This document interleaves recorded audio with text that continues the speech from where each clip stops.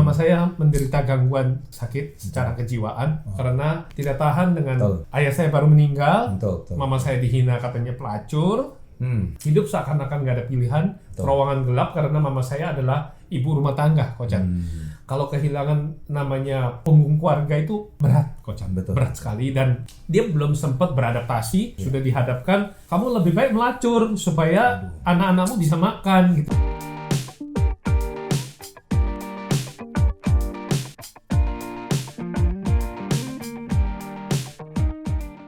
Sahabat entrepreneur, salam hebat luar biasa. Kali ini saya ketemu sahabat lama saya yang kalau Anda lihat video kita yang lalu, saya diundang sama beliau di acara komunitas beliau bernama Billionaire Mindset, Mr. Tommy Wong. Wow, welcome to our channel Mr. Tommy. Yes. Luar biasa. Dan saya sangat ingin mengetahui kisah beliau lebih dalam. Mungkin Anda sudah pernah mendengarkan kisah beliau di channel yang lain. Tapi ada beberapa poin yang ingin kita bahas lebih dalam. Dan tentunya dari sharing ini kita bisa memberikan inspirasi kepada para sahabat SB30. Itu nama fans kita, sahabat SB30. Sukses before 30 ya. Thank you, sukses before 30. Nah, bagaimana kisahnya? Kita akan ulas setelah yang satu ini.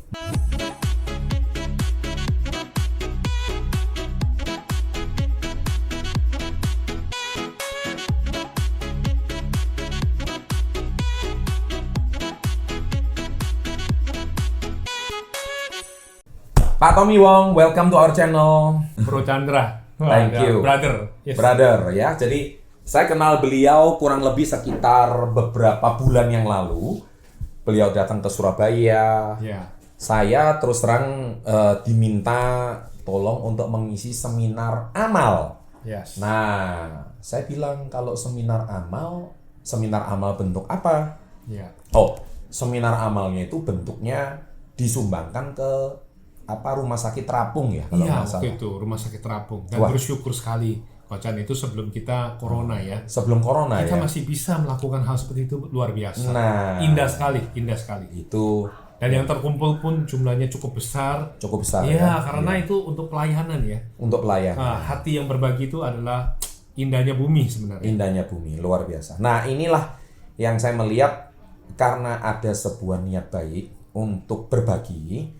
Saya langsung ter-challenge. Siap. Ya kan?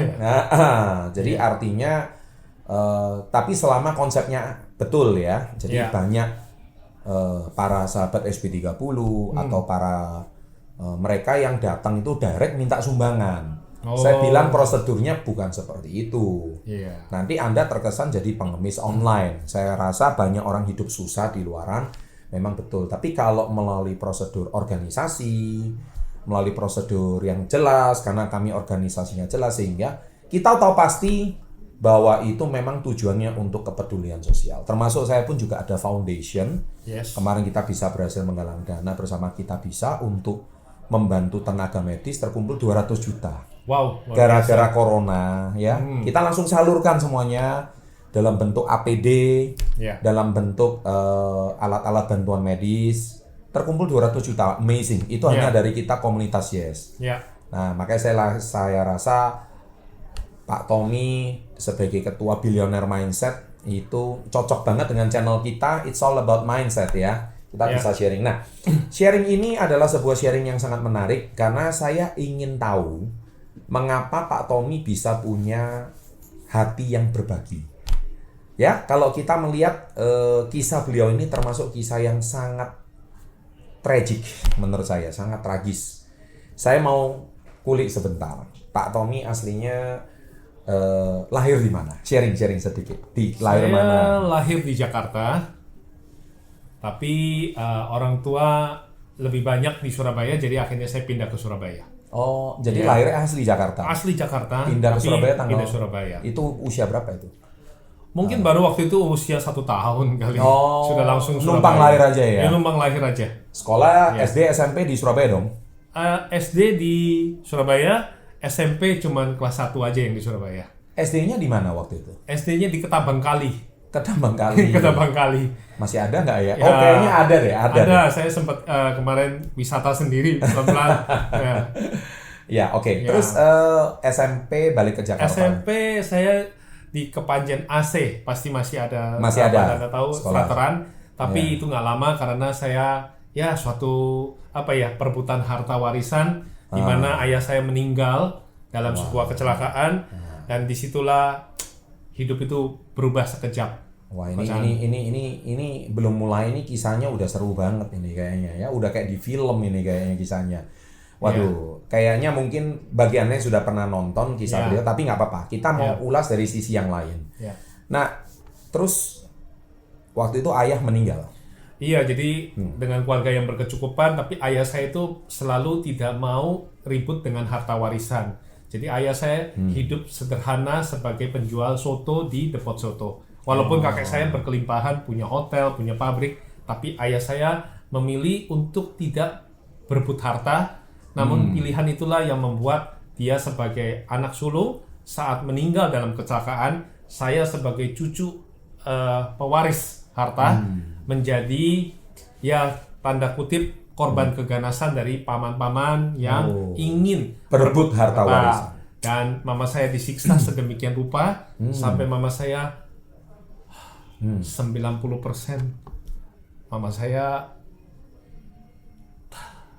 totally lost mind. Mama saya menderita gangguan sakit secara kejiwaan karena tidak tahan dengan ayah saya baru meninggal.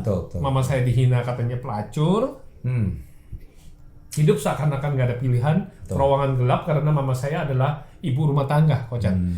Kalau kehilangan namanya punggung keluarga itu berat, Kocan. Berat sekali dan dia belum sempat beradaptasi, sudah dihadapkan kamu lebih baik melacur supaya anak-anakmu bisa makan gitu ya. Kamu pulang aja ke rumah orang tuamu. Dan hinaan-hinaan seperti itu itu dari paman ya? Iya, dan itu dilakukan. Saya paling ingat satu saat itu kami baru pulang ziarah dari makam ayah. Lalu maaf ya, brother. Betul. Ya, ini memang satu kilasan, tapi saya tujuannya adalah menguatkan teman-teman bahwa terutama yang sekarang lagi kena kesusahan, lagi kena pandemi ya. Iya, ada kalanya dalam hidup ini kita nggak punya pilihan, Kocan, untuk menghadapi hal-hal seperti itu. Jadi hari itu baru pulang dari makam ayah ziarah. Ternyata keluarga sudah nunggu, ya, paman-paman sudah nunggu. Lalu mama saya baru masuk, saya beserta dengan adik saya satu. Mama saya tiba-tiba dicaci maki, pulang aja kamu ke rumah orang tuamu. Nah, mama saya bingung dengan kondisi yang ada, suasana penuh duka. Nah, mama saya mengatakan saya salah apa, setidaknya berbelas kasihlah pada anak-anak saya, gitu ya kan. Maksudnya jangan di depan umum gitu loh, kalau mengeluarkan kata-kata. Iya. Pelacur lu, gitu. Saya inget banget gitu, Kocan. Itu sakit sekali. Dan dulu tuh kan ada pramuka ya. Saya langsung ambil tongkat pramuka untuk menghajar paman saya yang mengucapkan kalimat itu. Tapi beruntung ada almarhum nenek saya mencegah. Dan dia membentak paman saya, dia katakan bahwa kamu bagaimana terhadap janda bisa berkata seperti itu? Tidak boleh menghina janda gitu loh. Dan di situ rupanya mama saya, ya memang dia lari karena saya marah sekali, saya mencoba menerjang dan dia lari. Namun ternyata sempat dikeluarkan satu ancaman bahwa kami akan dibunuh, gitu. Kenapa kok tujuannya mau dibunuh? Ya gara-gara masalah warisan ini, itu. dengan ayah saya sudah tidak ada. Kalau saya tidak ada, maka kakek saya harus melimpahkan kepada generasi berikutnya kan, Kocan. Ini memang tradisi orang Tionghoa kan begitu. Warisan kadang-kadang menggelapkan mata. Lalu, saya kira bukan cuma orang Tionghoa aja ya. Iya. Saya kira hampir semua orang di Indonesia juga seperti itu. Berapa banyak kita dengar kisah masalah harta warisan ribut itu ya. Iya. Tapi disitulah Kocan. Dari kecil jadi saya belajar untuk mengerti bahwa dunia ini adalah kasih sayang. Materi itu masih bisa dicari, tapi kasih sayang, cinta kasih itu yang paling membuat kita terhidupi. Ya. Jadi di momen seperti itu bukan pilihan saya, masih SD dengan kondisi seperti itu. Dan malam hari kalau Kocan mau tahu, itu mama saya selalu punya satu pilihan. Saya ini jidatnya agak rata ini bukan karena saya tuh jidatnya ada orang bilang hoki apa ya. Tapi saya itu sebenarnya sembunyi di bawah kolong ranjang, Kocan. Jadi tiap malam mama saya itu punya satu pilihan, menyelamatkan anaknya yang mana. Jadi mama saya memeluk adik saya dalam pelukannya, saya disembunyikan di bawah kolong tempat tidur. Dan mama bilang, kalau umpama dia tancapkan pisau, keluar darah, walaupun kamu ketakutan di bawah kolong ranjang, kamu jangan pernah keluar dari kolong ranjang. Anak mama setidaknya masih harus hidup satu. Masih harus hidup satu, Kocan. Kok sampai segitunya ya? Iya, karena itu demi apa sih? Kok kayaknya kisahnya kok tragis banget nih ya? Ya karena memang kekayaan kakek saya almarhum itu luar biasa. Pantes. Ya, jadi kondisi ekonomi kadang-kadang menggelapkan. Tapi pesan saya adalah janganlah hanya karena harta itu sampai seperti ini. Ini yang tadi menjawab Kocan bilang, kenapa sih Kotomi selalu punya hati yang mau berbagi? Karena betul. Saya sudah diproses. Jadi gini guys, saya tadi sebelum video ini dibuat, saya sudah sempat meneteskan air mata bersama-sama ini dengan Bro Tommy ini. Artinya saya melihat ada sebuah kisah yang nyata. Ya, sekali lagi, channel Success Before 30 ini kan channel yang selalu berbagi inspirasi, motivasi, edukasi. Dan ini live. Saya rasa Pak Tommy bukan cuma datang ke channel Success Before 30, beliau sudah sering diundang di televisi, sering diundang di tetapi saya udah juga melihat kisah beliau, tapi selalu ada sesuatu yang bisa kita pelajari. Makanya saya rasa ini kok kayaknya fatal dan tragis banget ya, sampai sejahat itu ya. Teganya seperti itu ya. Dan akhirnya mama saya karena gangguan sakit jiwa ini membuat keluarga di Lampung. Saya potong dulu. Sebelum lanjut ke Lampung, ini Pak Tommy nggak apa-apa nih, Bro Tommy ceritakan aib keluarga ini. Istilahnya ikhlas gitu ya berbagi ini ya.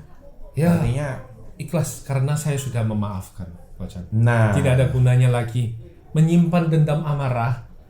Hanya membuat kita membawa satu beban dalam hati. Dan itu biasanya tidak membuat kita lebih maju.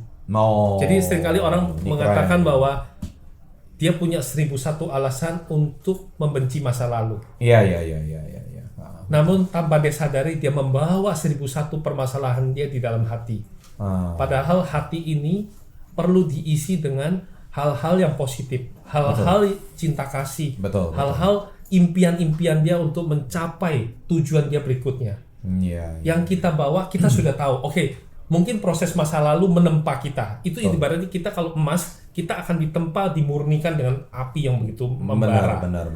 Namun apakah saat kita sudah menjadi satu batang emas yang indah dan dipajang di toko, mendapatkan apresiasi dan sebagainya, kita membawa terus gitu tentang panasnya api kita taruh di dalam hati. Itu kan akan meleburkan kita, merusak kita dari dalam. Dan itu sebenarnya menyebabkan salah satu penyakit adalah cancer ya. Nah, jadi artinya ini kan bagi jutaan atau bukan ratusan juta warga negara Indonesia, mungkin Anda mengalami kisah tragis seperti Bro Tommy ini, tapi mungkin Anda tidak ada tempat dan ruang untuk mengadu, tidak ada tempat untuk mengeluarkan isi hati Anda. Kalaupun ada, biasanya Anda mungkin cuma dalam berdoa sesuai agama dan keyakinan masing-masing. Anda cuma bisa mengadu kepada Sang Pencipta, Tuhan Yang Maha Esa. Tapi ketahuilah Anda, di balik beratnya hidupmu masih ada sosok seorang Bro Tommy yang hidupnya jauh lebih tragis dari kalian. Ini sebuah kisah yang patut kita dengarkan. Dan saya tanya dulu, saya izin dulu, ini kan masalah keluarga. Kadang-kadang aib kalau dibongkar itu kan nggak pantas ya. Tapi beliau tadi sudah bilang satu kali, beliau sudah memaafkan. Berarti beliau sudah tidak ada beban. Ini penting ini. Kalau Anda ngerti kata ikhlas itu bukan cuma diucap di tulisan, tapi inilah yang namanya dipraktekkan. Very good. Terus tadi kisahnya saya potong, akhirnya ke Lampung, itu gimana tuh cerita? Jadi mama akhirnya dijemput oleh keluarga di Lampung, keluarga dari ibu. Mereka baik sekali kok. Jadi mereka melihat, jadi mama saya itu dibawa keluar dari rumah kami itu sudah dalam kondisi terikat. Matanya sudah memutih. Digotong keluar. Dan saya dalam kondisi waktu itu papa saya almarhum tuh di Kembang Kuning, Kocan. Kembang Kuning Surabaya. Saya punya satu idealis, kakek saya masih hidup. Saya harus berbakti sama orang tua. Papa saya sudah tidak bisa melanjutkan, saya harus berbakti. Jadi saya tidak mau tinggalkan kakek saya. Saya bilang sama adik saya, kita punya dua pilihan. Koko di sini, kamu berangkat temenin mama. Betul. Adik saya waktu itu juga baru umur sekitar 4 tahun, Kocan. Dia menyaksikan sendiri bagaimana mamanya diperlakukan. Benar. Jadi ini sebuah pilihan. Jadi sejak kecil saya sudah punya pilihan, dia juga punya pilihan. Dia ikut mama ke Sumatera, saya bertahan di Surabaya. Dan saat saya bertahan di Surabaya itulah, Kocan, rasanya itu mungkin sebuah keputusan yang salah waktu dulu. Namun saat saya sudah tahu bahwa Tuhan hanya memberikan kepada orang yang berkapasitas besar untuk diproses dengan cara yang besar. Wah, tuh catat kata-kata beliau di kolom komen, menit keberapa, detik keberapa, itu akan mereminder Anda semua. Ya, jadi buat Anda yang saat ini mungkin menghadapi tantangan yang besar, ujian yang besar, saya mengingatkan kembali, hanya orang yang berjiwa besar, mampu berpikir besar, dan punya kesempatan sukses besar yang akan diproses, karena nggak semua orang akan mengalami hal yang sama. Dipersiapkan ya. Iya, kita harus kita diizinkan melewati peristiwa ini karena kita dipersiapkan. Ya. Luar biasa. Oke. Nah, saya sendirian, lampu dimatikan, air dimatikan. Saya tidak ada pilihan. Seragam saya tinggal satu. Betul. Saya datang ke sekolah merasa malu, tidak punya orang tua. Jadi akhirnya saya datang ke sekolahan, cuma bisa di kantin. Dan di kantin saya dari kecil tidak punya mental pengemis. Papa saya mengajarkan bahwa Artinya apa itu? Kalau kamu mau menikmati satu mangkok nasi dari orang lain, kamu terpaksa harus melihat muka dia. Ya, jadi biasakan untuk punya mental jangan meminta. Memberikan pertolongan bagi orang, tapi bukan meminta-minta. Nah itu ya. Ya kan? Jadi saya datang ke ibu kantin, saya minta tolong, saya bisa kerja. Harapan saya bisa numpang makan juga, Benar. Tapi ternyata ibu kantinnya juga susah, nggak bisa. Jadi akhirnya saya bilang, Bu, nggak apa-apa, ibu nggak usah gaji saya cuci piring. Lu buat apa? Dia bilang, nggak apa-apa Bu, saya bantu. Karena saya kasihan, dia cuma satu orang. Benar. Sebenarnya itu rahasia saya, Kocan, untuk bertahan hidup. Saya nggak punya orang tua dalam waktu singkat. Papa meninggal, mama usia waktu itu 7 tahun. Saya malu, saya nggak usah bicara tentang bullying segala macam lagi ya, Kocan. Tapi mental bagaimana sekarang kita ini Success Before 30 adalah bagaimana mental pengusaha untuk bangkit dari persoalan yang dia hadapi dalam kehidupan. Saya tidak katakan itu persoalan itu berarti nggak ada penyelesaian, selalu ada. Saat saya di kantin, saya melihat ada satu potensi di mana kita itu teman-teman kita kan suka makan ada sisa. Benar. Nah, saya nggak punya uang, Kocan, untuk makan dan di rumah. Jadi inilah cara saya untuk bertahan hidup. Aku liatin teman-teman makan. Ya kalau sekarang saya bisa makan sama brother, saya senang sekali ya. Kenapa? Karena gini, kalau kita itu bisa makan sama orang yang kita sayang, itu keindahan. Waktu itu saya tidak punya siapa-siapa. Jadi saya tunggu mereka makan ada sisa ya, Kocan. Saya ambil piringnya, saya bawa ke belakang, Kocan. Kemudian piring makan dari sisa. Iya, itu semua saya kumpulkan dalam satu kantong plastik. Makanan bercampur, saya cuci piringnya, saya kembalikan, taruh di kantin. Terus saya pamit pulang. Saya supaya nggak jijik, Kocan, makan. Seperti kayak kita makan gini kan, kalau vibrasi senang kan. Benar. Saya duduk di trotoar, saya pandang ke langit. Benar. Sambil tangan saya rogoh ke dalam, Kocan. Saya nggak lihat lagi makanan yang bercampur itu. Saya bilang, Papa Cainali. Papa di mana? Karena papa saya kan meninggal tragis kecelakaan. Kita nggak siap. Papa tahu tidak? Kalau ting cai celi ting. Makanya thank you ada buku ting itu ditulis oleh Pak Prianto. Betul. Coach Anda termasuk yang langsung. Betul.